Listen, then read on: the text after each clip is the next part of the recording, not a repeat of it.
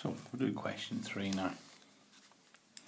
A block of mass 24 kilograms is pulled along a rough horizontal plane at a constant speed of 0.2 meters a second by a rope. Okay, so out of that, we're told it's 24 kilograms, so we put in a weight force, 24 G, which is 240 newtons, and because it's got, then it must have a normal reaction pointing up. Because it's got a rough plane, we must have, pulling back against the way it's moving, we must have friction,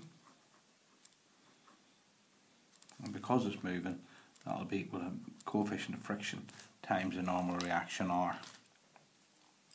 Now, because we're told it's a constant speed, that means this rope pulling it forward, the part of the force that's pulling it directly forward must be equal to the friction that's pulling it back, because it's at a constant speed.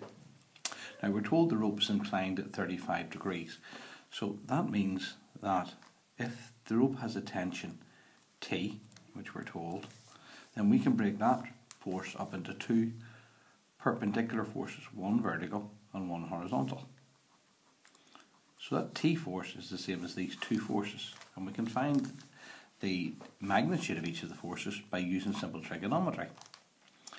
This is a right angle triangle, because this upward force would be opposite the 35, so it's sine, so it's T sine 35 degrees. And this horizontal force is adjacent to the 35 degree angle, so it's T cos 35 degrees.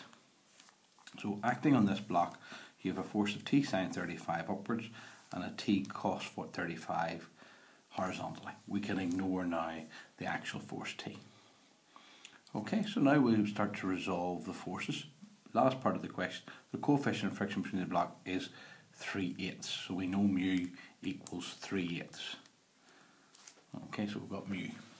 Okay, so we'll look vertically, and we have R plus T sine 35, that's the force it's pulling up, must be equal to the weight force acting down, so 240. So that's looking vertically. Forces up equal forces down. Now if we look horizontally, to the right we've got T cos 35, and to the left we've got mu R.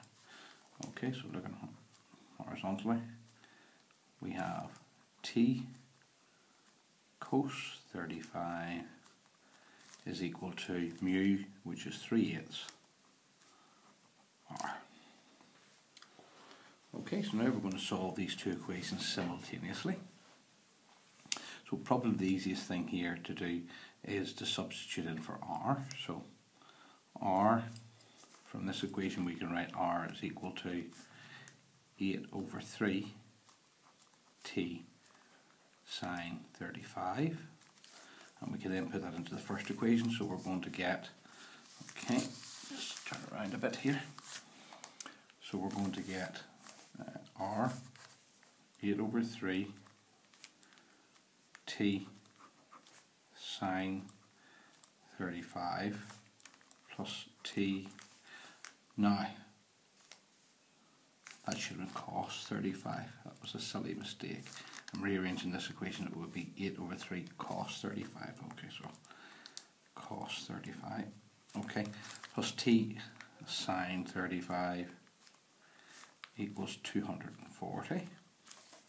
So I can take out T as a factor here, so T upon 8/3 cos 35 plus sine 35 is equal to 240. Okay, so now I can say T is equal to 240 divided by 8/3 cos 35 plus sine 35.